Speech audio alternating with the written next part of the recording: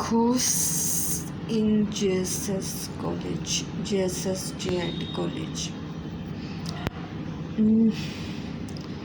JSS कॉलेजमध्ये 11वी-12वीला जवळपास 16 classrooms आहेत. तर मुलांची स्ट्रेंथ बघायला गेली तर 10-15च दिसते. पण आत जाऊन पाहिलं तर प्रत्येक क्लासरूम भरल्यासारखी वाटते. तसं आम्हाला मराठी, कन्नडाचे, इंग्लिशचं सेपरेट लेक्चर्स घ्यायचे. पण कधी जाणवलं नाही की अशी कॉरिडॉरमध्ये गर्दी आहे आणि मराठी, कन्नडा मीडियमची मुलं एकमेकांशी काही गप्पा गोष्टी करतायत. तर मला कायम असं वाटायचं की ह्या क्लासरूम्समधनं किंवा त्या कॉलेज कॅम्पसमधनं काहीतरी वेगळं वातावरण व्हायचं.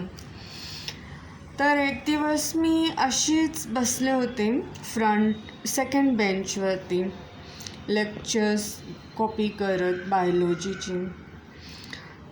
तर मला अचानक असं वाटायला लागलं की आपण हे कॉपी करू नये बायोलॉजीची लेक्चर्स. आणि मी आपोआप माझं पेन बंद केलं आणि बोर्डकडं बघत राहिले जे काय शिकवतात ते. तर मला कळायचंच बंद झालं लेक्चरर्सचं टीचिंग. तर मी नेक्स्ट डे जेव्हा गेले तर लेक्चर्स कॉपी होईनात म्हणून बॅक बेंचला जाऊन बसले. तर तितक्यात एक माझी मैत्रीण आली. तिचं नाव बीना वर्गीस होतं. तर ती माझ्या शेजारी येऊन बसली आणि तिने काहीतरी ख्रिश्चनचं काढलं असं बुक्स वगैरे हॉरोस्कोपची.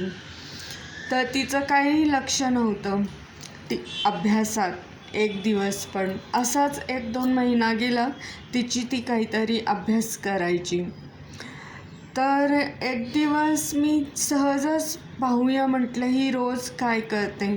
माझं तर लक्ष लागत नाही आहे अभ्यासात, काय शिकवतात कळत नाही आहे एक पण लेक्चर. पण अटेंडन्ससाठी बसायला पाहिजे क्लासरूम्समध्ये. तर ती काहीतरी बँड घालून आलेली आणि मागच्या बेंचवर बसून काहीतरी लिहित होती ती, असं एक वर्ड्स वगैरे तिला येतात तसे.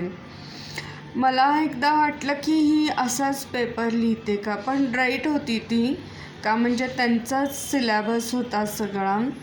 तर तिला येत असेल वाटलं कदाचित हे सब्जेक्ट्स.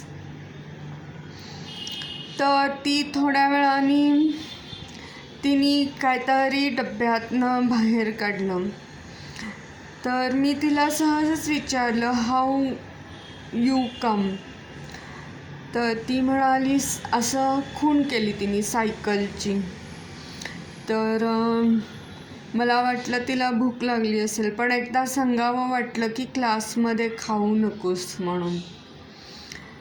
तर असंच आमचा 1 वर्ष गेला. तर सेकंड इयरला ती यायचीच बंद झाली. ती रोज डब्बा आणायची आणि डब्यातनं केक खायची. तर सेकंड इयरला तिची अब्सेंटी लागायला लागली. तर एक दिवस मला तिच्या मावशीचा फोन आला की बीनाला तुझी गरज आहे तर येशील का भेटायला. तर मला वाटलं ती आजारी वगैरे खूप पडली आहे काय. तर त्यावेळी माझ्यासोबत कुणीतरी माझ्या घरची व्यक्ती होती.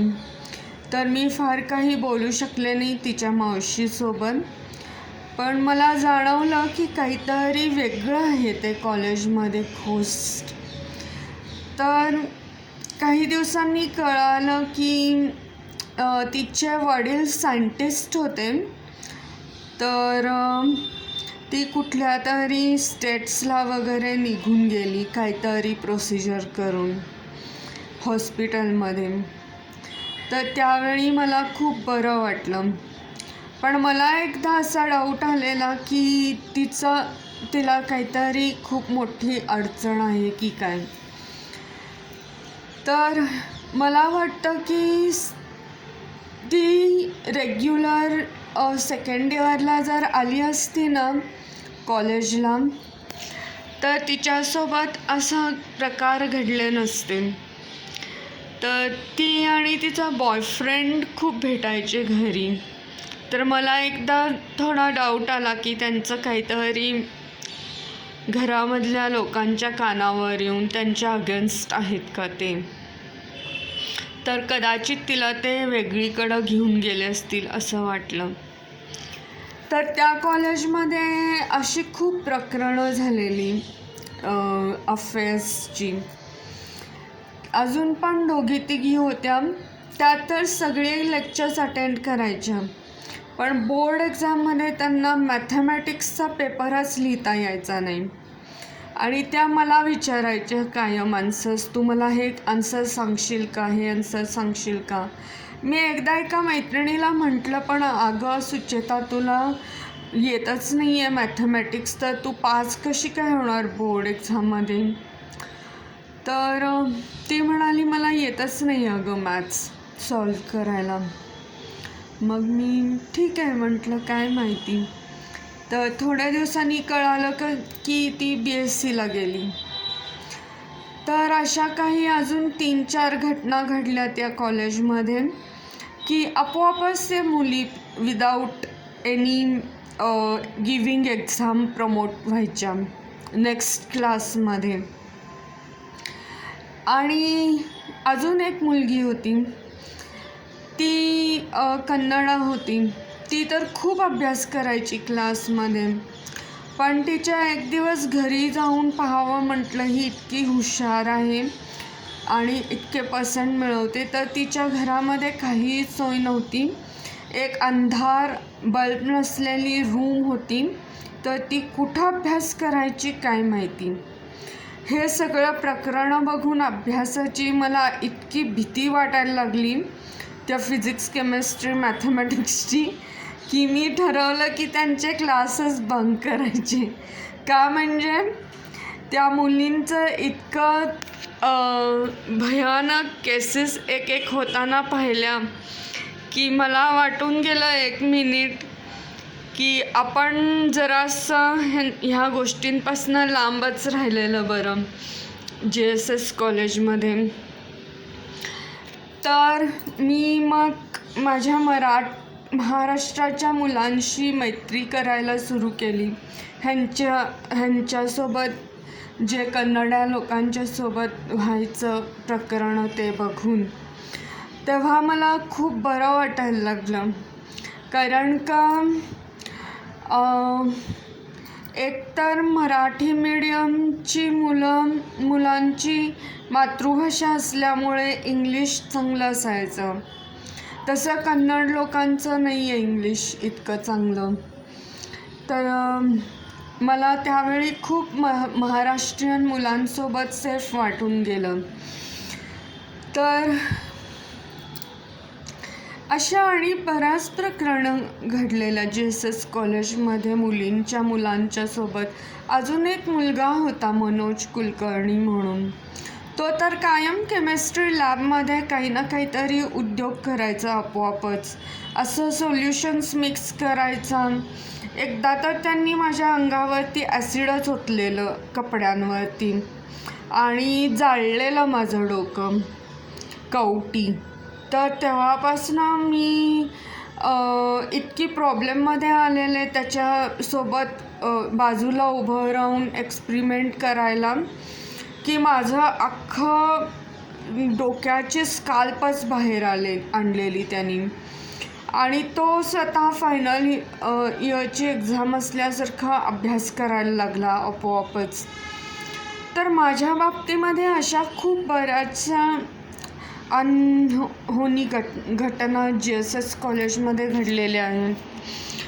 फॉर एक्झाम्पल, तिकडं अजून एक बरंच महत्त्वाची गोष्ट म्हणजे ॲक्सिडेंट स्पॉट खूप आहेत त्या कॉलेजमध्ये. फॉर एक्झाम्पल असं वाटतं ना की आपण एका जागी आहे तर आपण सेफ आहो म्हणून, तर दुसऱ्याच मिनटाला तिकडं काहीतरी अनवॉन्टेड अशी घटना घडते. आणि एक दिवस तर उभं राहिल्या एक मुलगा आणि मुलगी सटकन मला असं लांबून दिसलं की काहीतरी जवळ येऊन करतायत ते. तर मी ॲक्च्युली टाळायला लागलेले तशा गोष्टी. मला वाटलं काहीतरी इंडिकेशन आहे हे मला घोस्ट संबंधात. तर मी नेक्स्ट डेपासनं एकटीच मी कॉलेज बंक करून लांब कुठंतरी जाऊन बसायला लागले जर्नल अभ्यास करत. तर अशा पुष्कळ अनवॉन्टेड घोस्ट भूताच्या गोष्टी GSS कॉलेज बेळगावमध्ये घडलेल्या आहेत. अजून 2 मुली होत्या क्लासमध्ये.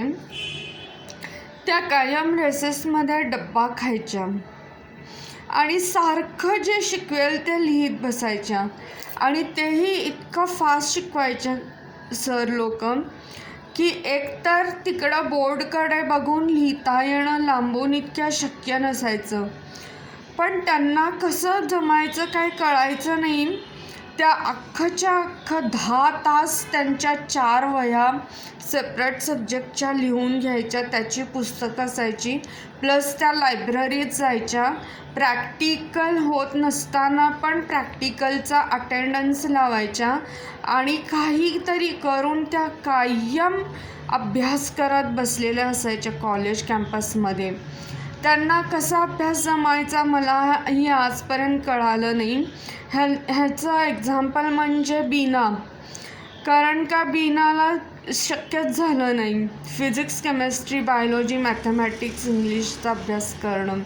तिनेच कॉलेज सोडून दिलं. तर तिच्यासोबत मीही बाहेर निघून गेले त्या कॉलेजमध्ये. तर काहीतरी वेगळा लॉजिक आहे हे इन सायन्स साईडचं. मॅथमॅटिक्स, बायोलॉजी, फिजिक्स, केमिस्ट्री, इंग्लिशच्या सिलॅबसचं असं मला वाटतं.